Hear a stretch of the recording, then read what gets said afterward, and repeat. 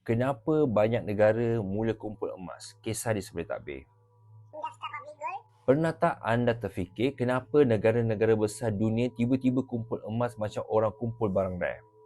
Cerita dia sebenarnya bermula lebih 50 tahun yang lalu, masa dunia mula bergantung kepada duit kertas. Masa tu semua orang percaya duit boleh dicetak, ekonomi boleh diurus dan semuanya akan menjadi okey.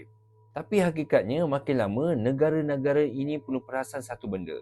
Duit kertas ini semakin rapuh, nilai dia semakin jatuh, inflasi semakin menggila.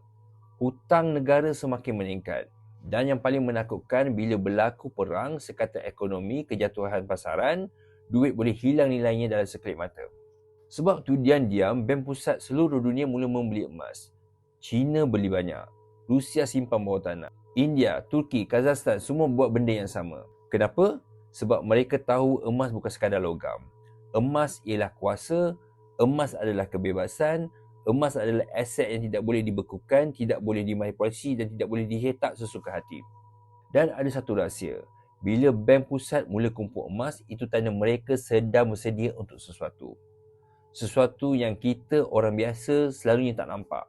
Kalau negara pun simpan emas untuk jaga ekonomi, kita yang sebagai manusia biasa ni takkan nak berharap pada duit kertas semata-mata. Sebab itu siapa yang mula simpan emas awal, mereka nampak masa depan yang lebih terang.